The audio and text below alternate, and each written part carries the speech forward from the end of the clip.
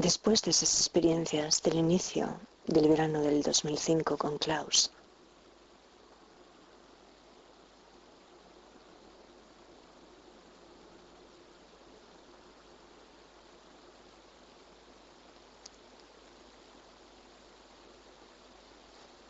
para mí hubiera sido muy difícil engañarme,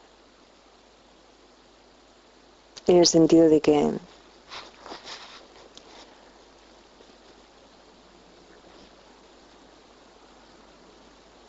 sabía que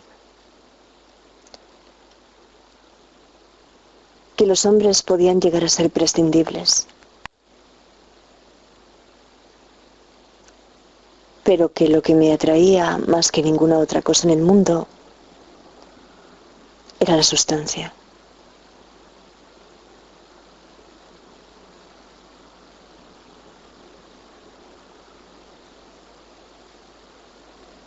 Siempre estoy hablando de cannabis. Hay que recordar que yo en ningún momento voy a hablar de ninguna otra cosa cuando hable de la sustancia. Pero me gusta llamarla la sustancia, porque la sustancia es lo que no soy yo.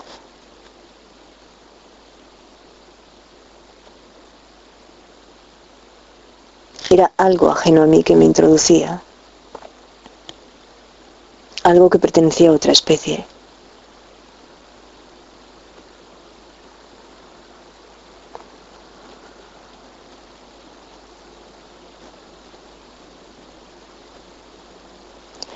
Así que por un lado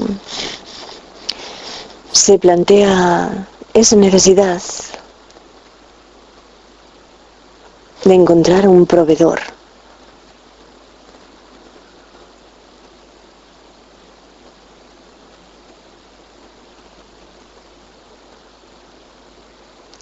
Y por el otro,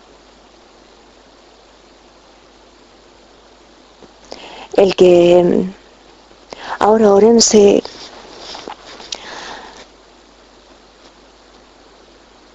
me habla de un problema muy grave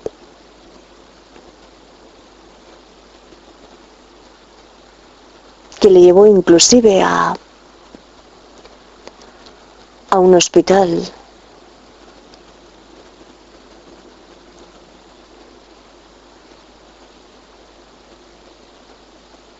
Es un dolor en la ingle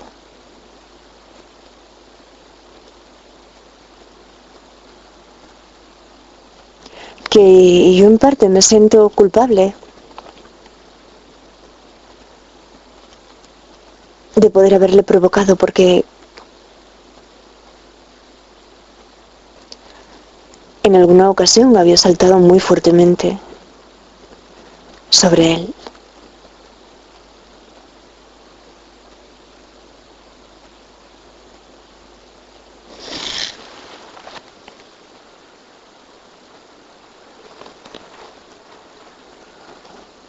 Además, empieza a experimentar el celo, sí, hay que llamarlo así, y la desconfianza.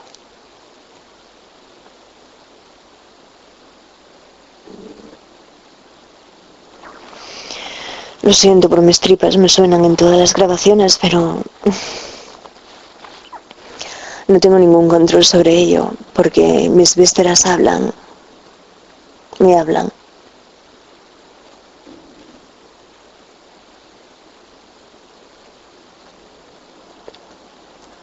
Yo en alguna ocasión dije que llegaría a decir que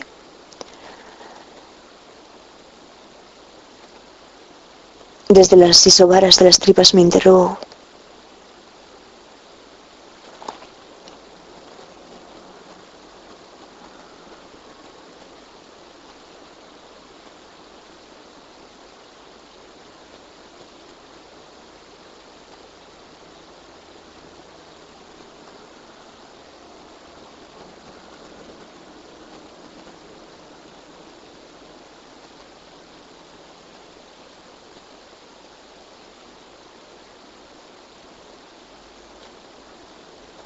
Así que por un lado me presiona la necesidad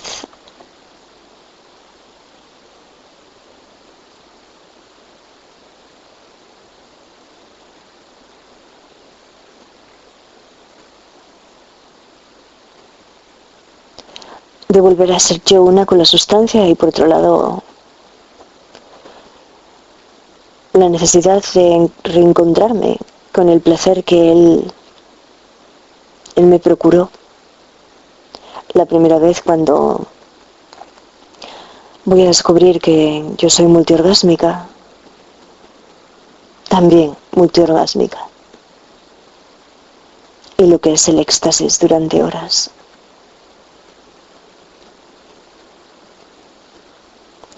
Y me torno muy poética y empiezo a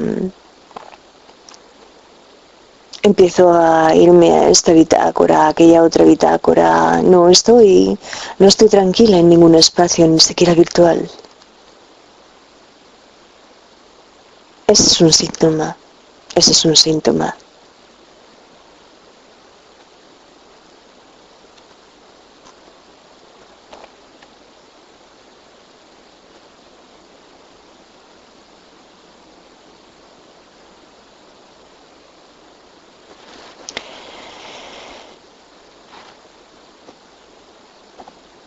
Y bueno, va a llegar un día en que alguien me va a facilitar mi primera hierba. Y yo voy a sentirme aquí muy nerviosa en mi estudio porque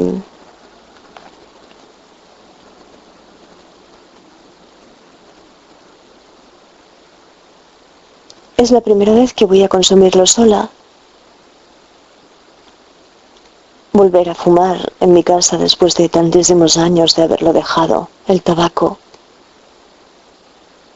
Que también hay que considerar que una vez que fumas, no es que la marihuana sea esa voz interior que no, es que has recordado yo en mi caso a la nicotina, y la nicotina es la droga más potente que existe. Es una de las drogas más adictivas. Entonces no solo era el fumar marihuana, que estaba deseosa de ello, sino el deseo de volver a fumar, de aspirar el humo del cigarrillo.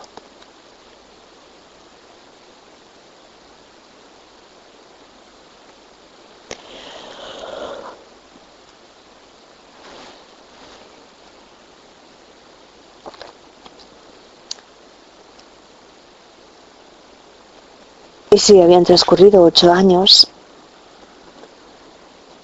desde que había dejado el tabaco, pero ahí es cuando me reinicio.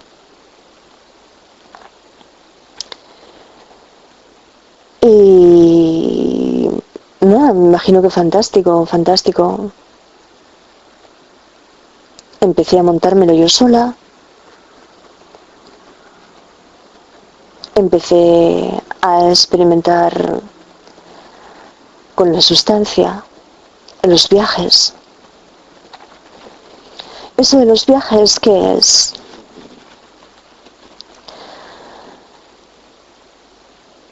Pues es perderse conscientemente en el territorio de la fantasía.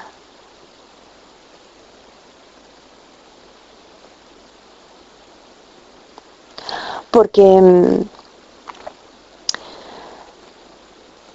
yo no recuerdo haber podido planificar esas experiencias.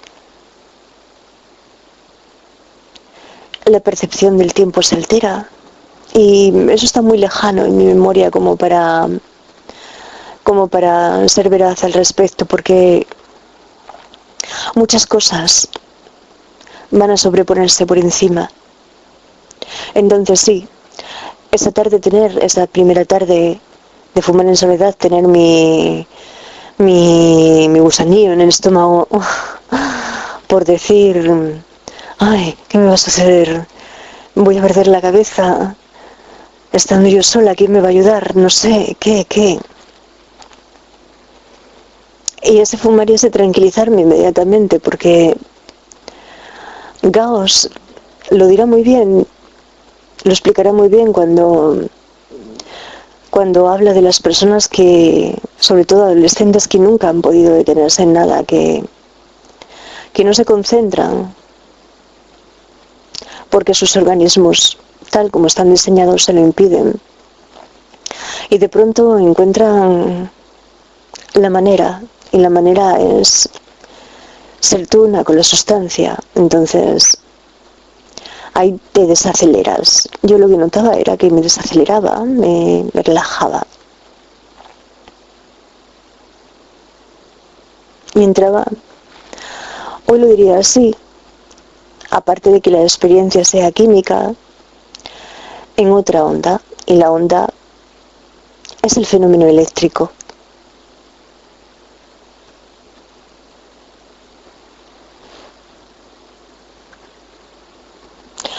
Electromagnético.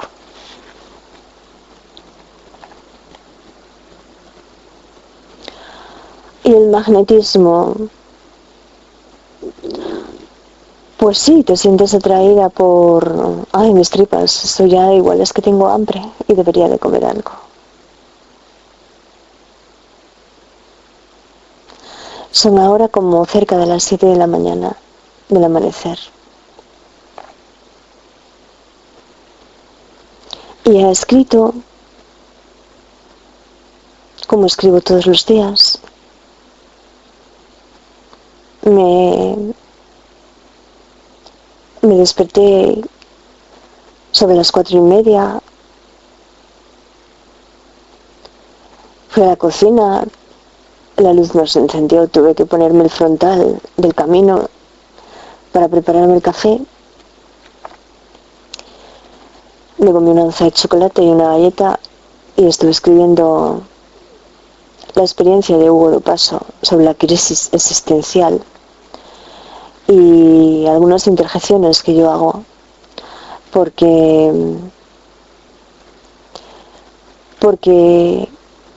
a donde nos dirigimos no es a otro lugar que eso, al aprendizaje de vivir, pero atravesando el temor a morir, el temor a la desaparición, a peor, a la tortura, no sabes qué, no sabes qué. Y eso es lo que hay que recuperar para que cualquiera pueda enfrentarlo.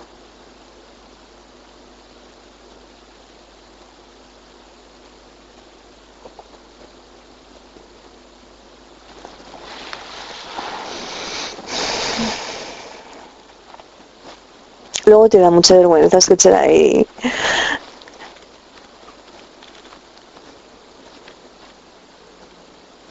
el monólogo del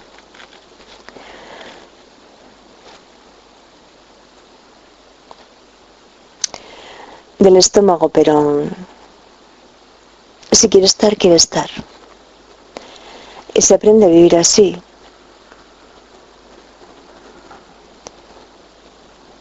Se aprende a vivir respetando los propios límites. Y yo no puedo decir que esto se malogre porque tú vayas a escuchar algo tan poco romántico, tan poco erótico, tan poco excitante como que a mí me suenan las tripas.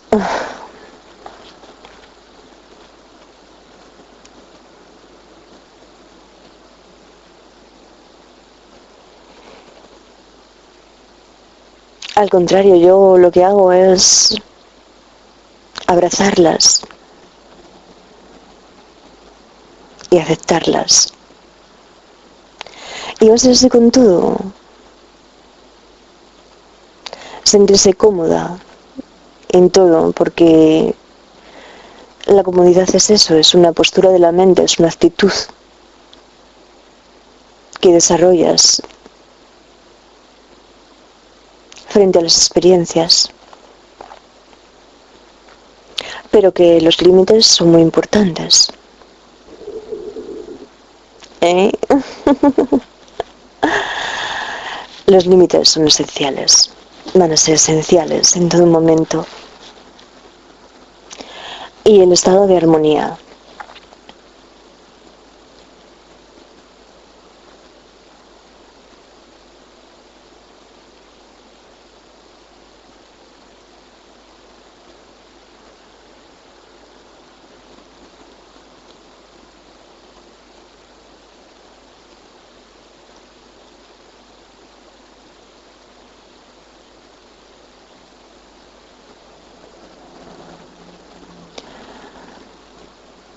Y no quiero decir quién me facilita esa primera hierba, pero es una amistad de una amistad. Y es un regalo. Y va a ser bastante hierba, va a ser hierba para yo que me iniciaba para algunos meses. Pero la voy a consumir muy rápido, la voy a consumir en no más de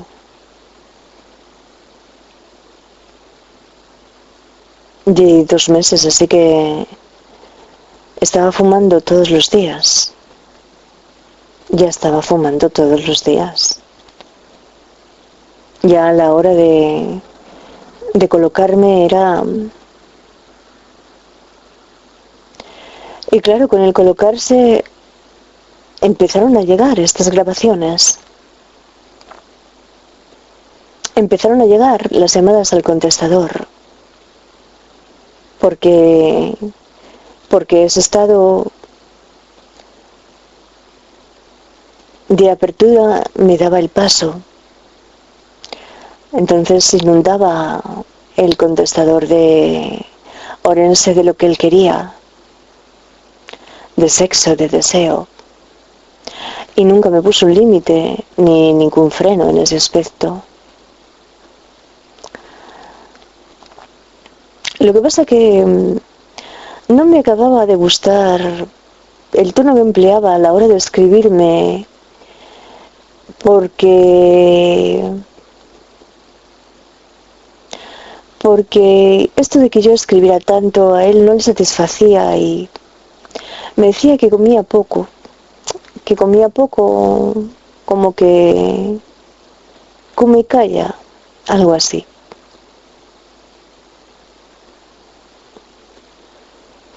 Y yo después de toda la vida de estar incomunicada, de que me parecía un timo, siempre la vida por ese motivo, porque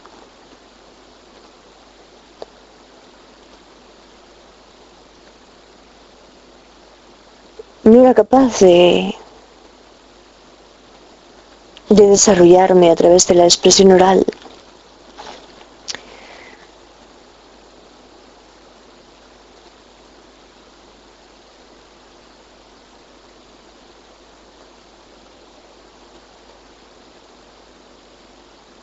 Se me abrió no sé qué. Y tampoco le oculté a mi familia, quiero decir a mi madre y a mi abuela, que había comenzado a fumar y fumaba abiertamente delante de ellas. Incluso yo empecé a plantearme la posibilidad de drogar a mi padre, de que paz y amor, que así consideraba la sustancia, pasase a formar parte de él, que él también la conociera y que ello derrotara a su violencia, que él se pudiera conocer en otras circunstancias, su violencia interior. Y a mi abuela, porque me decía que nunca había conocido el orgasmo y yo, no sé, hasta me planteé darle una tesana y la animé a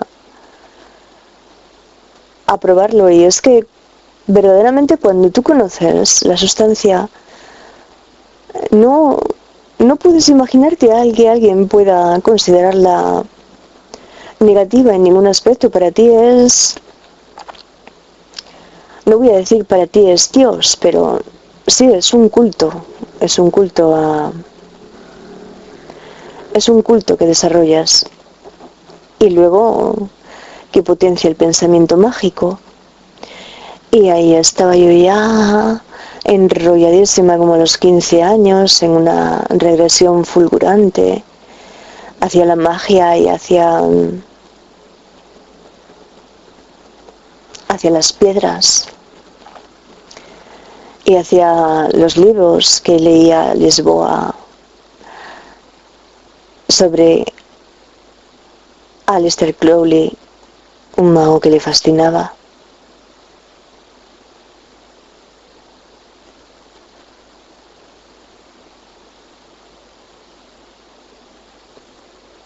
Yo creo que más que la maga de Rayuela, pero yo en ese momento no sabía por qué la maga era la maga. No lo imaginaba, no lo imaginaba. Conocía la altura del trapo rojo, pero no lo imaginaba el motivo del por qué, qué era lo que había sucedido entre Oliveira y ella realmente, y el personaje de Pola.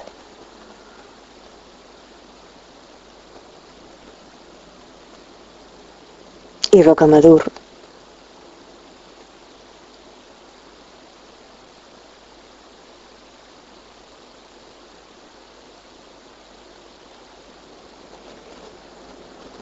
Entonces me lo puso muy difícil. Siempre estaba esa enfermedad misteriosa que él mencionaba y que le inhibía de realizar el viaje, hasta que estuvo muy segura de que yo había caído por completo en sus redes. Que no era así porque en las redes que había caído eran en otras redes. Pero eso lo vamos a llamar Noviembre Rojo, a mi encuentro con él. Y no voy a entrar en el hoy. Hoy era este prolegómeno. Yo todavía hacía deporte, todavía jugaba a tenis prácticamente todos los días. Sí, jugaba colocada. También me gustaba todo lo que hacía, pero hacerlo con cannabis, a ver cómo era de esa manera. Y que si se puede jugar colocada al tenis, perfectamente, perfectamente. ¿Y se puede ganar? Sí, también.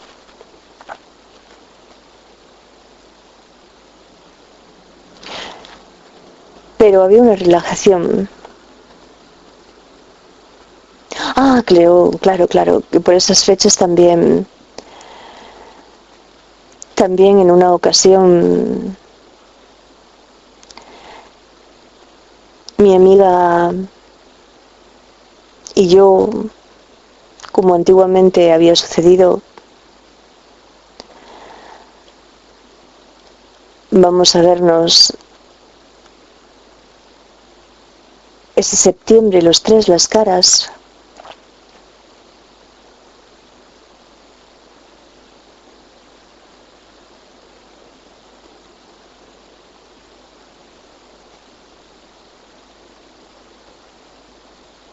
Con un antiguo amante mío.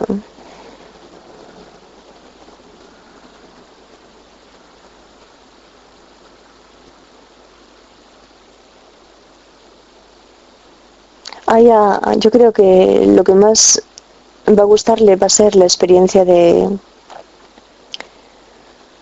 estar emparedada entre los dos. A mí esa complicidad, esa búsqueda de él dentro de mi pensamiento a través de mi mirada, pero ese irme a la mitad de la playa y desnudarme de cuerpo para arriba y bailar con Lita y Po y su sombra y la luna.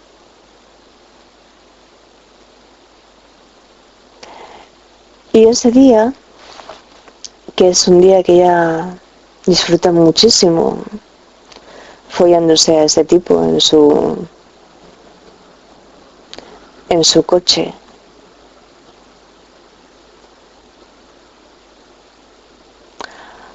Que no dejan nada para mí. Que, bueno, tampoco era importante. Pero siempre puede ser un argumento a esgrimir cuando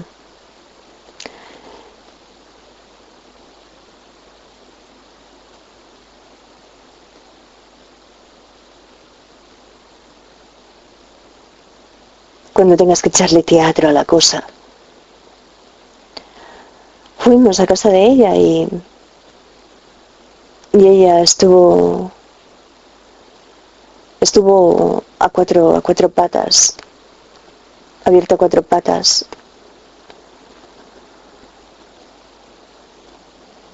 Mientras su marido la penetraba delante mío, yo sentada en el sillón, de repente estábamos haciendo cosas infringiendo límites que nunca habíamos infringido. A mí aquello me aburría porque, claro, su marido sobre mí no ejercía ninguna fascinación y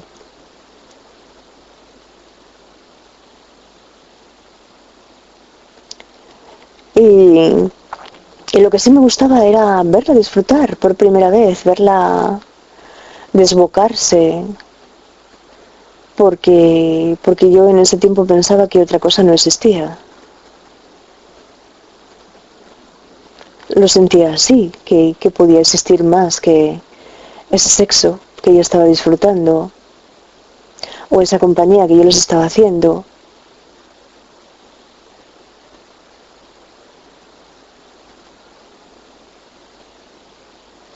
Y infringimos los límites, vamos a infringir límites.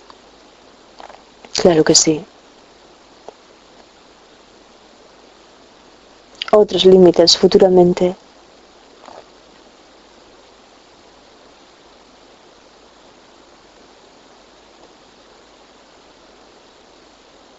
De lo cual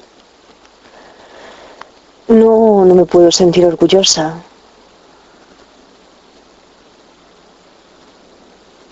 Pero claro, nunca al nivel de decir, oh, qué aberración. No, no. No, aquí la historia no es esa, no es que fuera malo en sí mismo, sino que era lo que lo estaba motivando. ¿Y por qué? ¿Con qué fin? ¿Y qué precio conllevó? Que es lo que tienes que preguntarte. No cuando ya has transgredido ese límite, sino antes de transgredirlo, porque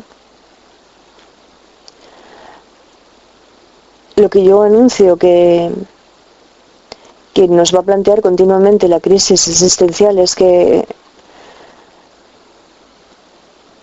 nada tiene remedio una vez que ha sucedido, que hay que aprender a vivir con ello porque el tiempo no se echa para atrás de esa manera. No puedes hacer como que no ha sucedido lo que ha sucedido. Lo que ha sucedido ha sucedido. Y va a seguir evolucionando en el tiempo.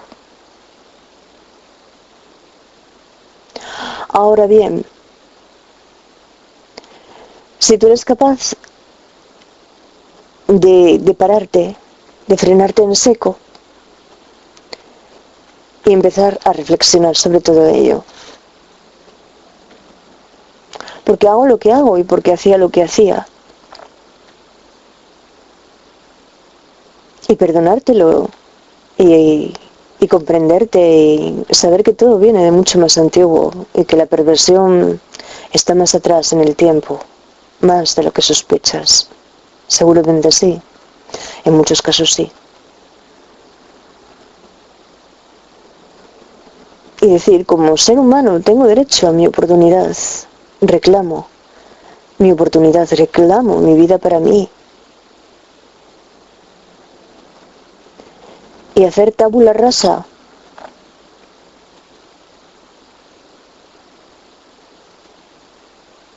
Ahora, claro, no puede ser esto como cuando Pablo va a la iglesia y va con sus malos pensamientos y con sus retorcimientos, y el sacerdote de la catedral, el obispo, lo convence de que tiene que ser así, de que hay que alegrarse mucho por todo, de que nada, que no puede perdonar Dios con 3 o 4 Padre Nuestros y 2 Ave Marías.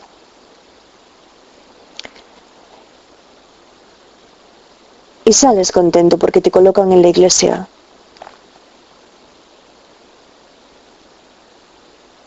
Te colocan con el consuelo. ¿O con qué? Y vuelves al mundo exterior y vuelves a convencerte de que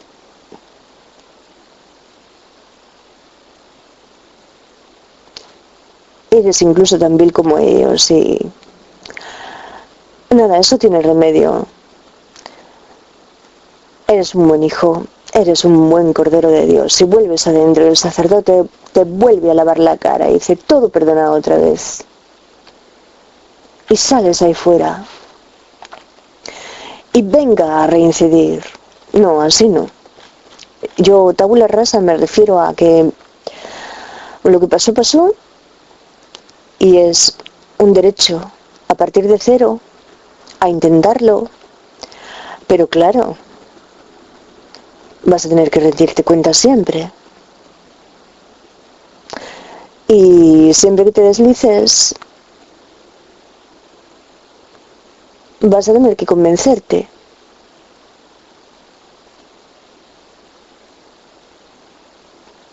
de que sigues teniendo derecho.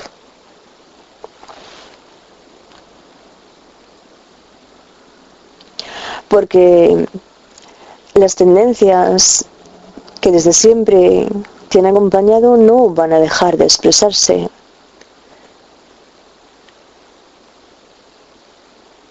Lo único que tú vas a ser más consciente de ellas cada vez.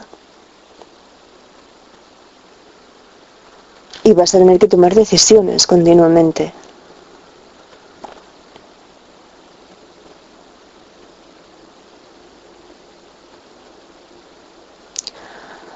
Así que no es un camino fácil.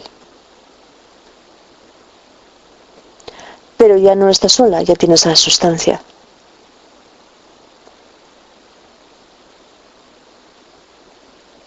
Lo que no tienes es la información que hace valiosa a la sustancia. Y esa información además es que no sabes dónde encontrarla. Hoy yo sé que hay médicos que ofrecen esta información. Y por ejemplo, si no sientes, va a ser que tienes problemas con tu sistema endocannabinoide. Pero eso no es la verdad. Si no sientes es porque no conoces a nadie que te coloque. Porque no conoces a nadie que te estimule. Porque además has estado jugando con fuego y tus receptores quizás se hayan chafado. Los que provocan que lo maravilloso te suceda. Y ese es el peligro de hoy en día. Que la información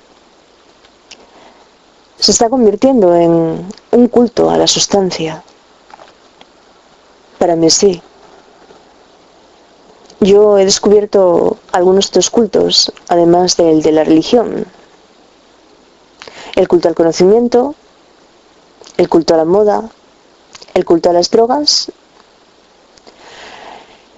y Y por último ya el culto más ridículo, que es el culto a los libros de texto de las profesoras de inglés. Para mí sí, vamos, porque no me da una buena explicación.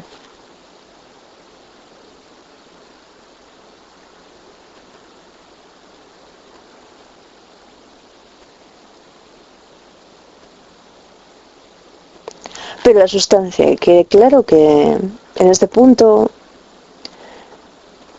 se convierte en mi tesoro, que dice el Gollum. En el Señor de los Anillos, mi tesoro. Mi tesoro.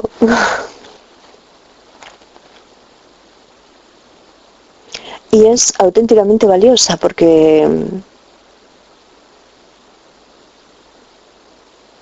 es la herramienta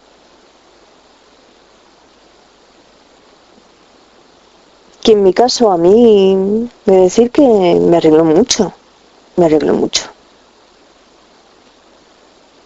Pero va a ser toda una epopeya esto de dar con el experto.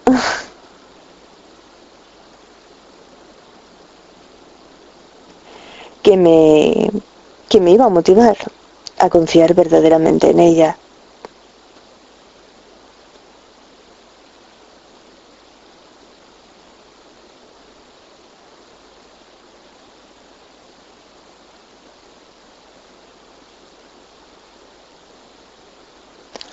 Hay muchísima paz en este momento. Pero al mismo tiempo como me voy al encuentro de esa cosa bonita que no es Orense, que está más allá de Orense,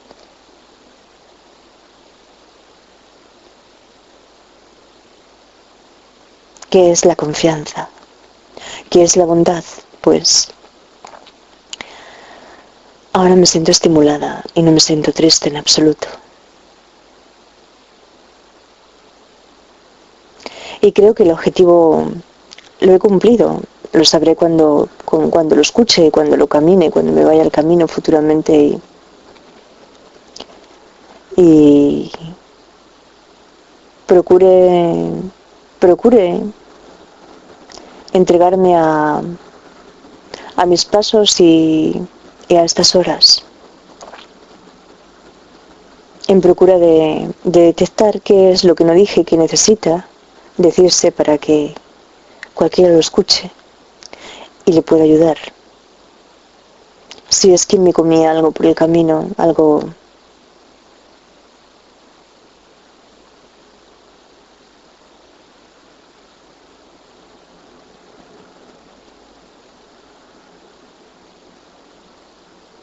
Pero ese reparo está bien, ¿eh? Ese reparo no hay que nunca perdérselo, no hay que nunca perdérselo. Yo aviso desde el principio a la sustancia, porque la sustancia más adelante va a demostrar otra cara.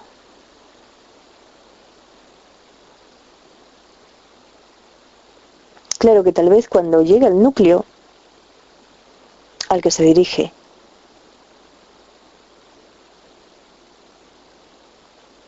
y que no sé si en el fondo logra piratear, que es por lo que sin saberlo estamos trabajando. Es que, no sé, son las primeras experiencias, son los primeros sentirse maravillosa, guiada hacia algo, satisfaciéndose uno con esas curas onánicas que duran horas y horas de estímulo placentero.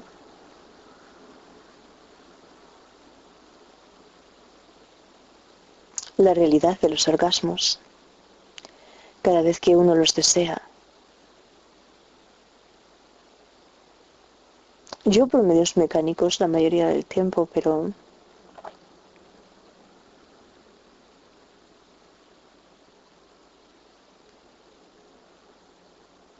así de mano, ahora que llegué a descubrirlo, yo no perdería el tiempo con nada.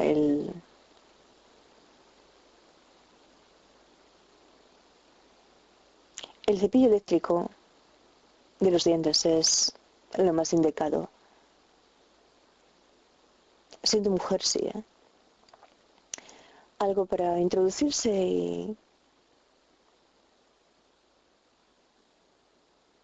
lo que sirve para una sonrisa, pues también servía para la otra.